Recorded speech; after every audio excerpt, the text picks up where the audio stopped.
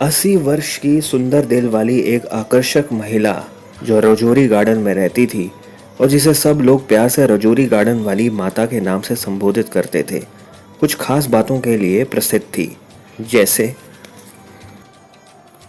गुरु जी के प्रति अपार भक्ति और मेरे लिए आध्यात्मिक प्रेम, कभी लाइन में अपनी बारी की प्रतीक्षा ना करना और सीधा मेरे पास चले आना, हर बार अपनी सेहत के खराब होने की शिकायत करना, एक दो लोगों की सहायता से मुरझाए हुए चेहरे के साथ धीमे धीमे चलकर मेरे पास आना, मुझसे मिलने के बाद खिले हुए चेहरे के साथ एक आश्चर्यजनक स्फूर्ति और बिना किसी सहारे के हंसते हुए वापस जाना।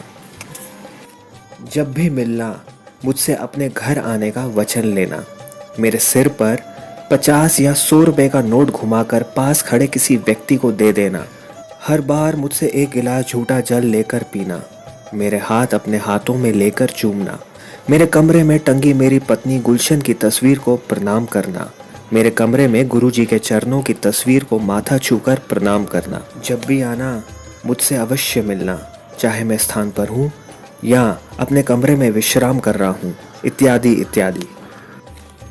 एक दिन एक खास घटना घटी।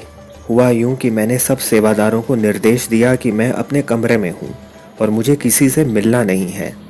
ये निर्देश मैंने गुरुजी के आदेश अनुसार ही दिया था। तभी वो महिला आई और मिलने के लिए संदेश भेजा। सेवादारों ने मना कर दिया, लेकिन वो जिद करके बैठ गई। मैंने दोबारा मना किया तो उसने कहा कि जब तक मुझसे मिल नहीं लेगी वे स्थान पर ही बैठी रहेगी। ये सुनकर मैं बाहर गया और उसे समझाने के प्रयत्न में कहा कि अनुशासन सबके लिए आवश्यक होता है, इसलिए सभी को इसका पालन करना चाहिए। लेकिन वो नहीं मानी और जिद करने लगी और अधिकारपूर्ण अंदाज के साथ पूछने लगी कि क्यों नहीं मिलूंगा मैं उसे। उसके इस रवैये को देखकर मैंने उसे डांट लगा दी और अपने कमरे में वापस आ गया। अगले दिन शाम को वो फिर आई तो मैंने उसे अंदर बुला लिया और सोचा कि आज ज़रा नरमी से पेश आना चाहिए।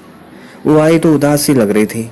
आते ही पंजाबी लहजे में कहने लगी, कल तुसी ना मैनू डांट लगाई सी तो मैं सारी रात रोंदी रही हाँ।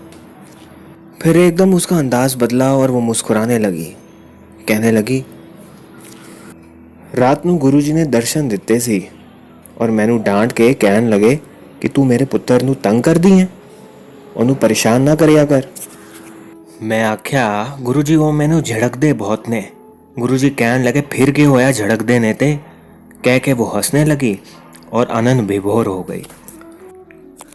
आत्मिक दर्शन देकर उसे डांट लगाना और अछूता ज्ञान देना, यह घटना कोई सांसारिक नहीं दिखती।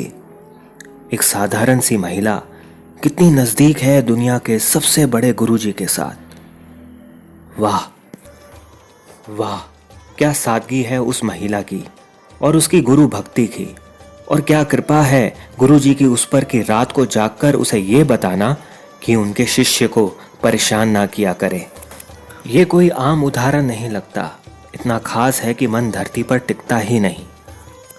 गुरुजी, आपको और आपके भक्तों को सराहने के लिए शब्द नहीं मिल रहे।